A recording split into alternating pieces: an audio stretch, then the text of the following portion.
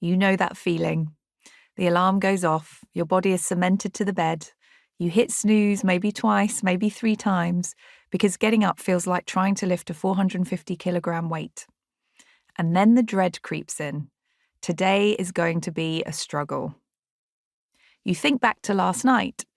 Another battle with sleep, another night of tossing, turning, watching the clock and calculating and recalculating the hours left until morning. And now here you are, dragging yourself through the day in a fog, barely present, just about coping. If I could just fix my sleep, you think. If I could just sleep normally, everything would be easier. Imagine starting your day without having to snooze your alarm 3 times before you can muster any kind of energy to just get up, without that overwhelming feeling of dread, without the weight of knowing that today will feel like a struggle because of another restless night.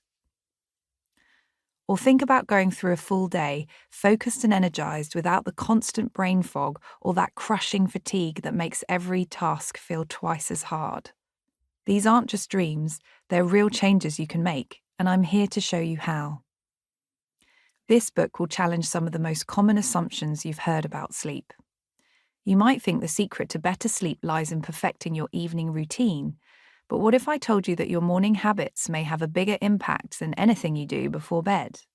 Perhaps you've been told that achieving deep sleep is about strict rituals, supplements, and tracking every minute spent in rapid eye movement, or REM. Yet, despite your best efforts, you still find yourself staring at the ceiling more awake than before. Do you spend time calculating and worrying about how much sleep you'll get if you fall asleep right now? Do you tell yourself that if you don't get it, tomorrow will be ruined?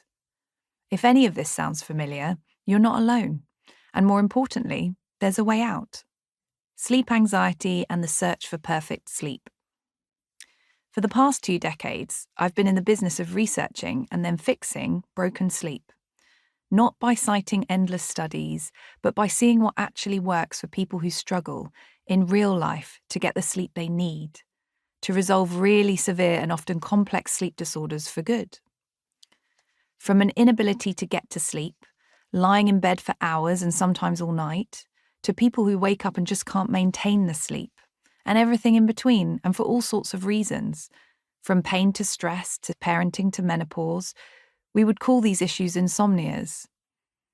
I've also worked with hypersomnias, disorders of sleepiness such as sleep apnea and narcolepsy, and parasomnias, from sleepwalking and sleep talking to sleep sex.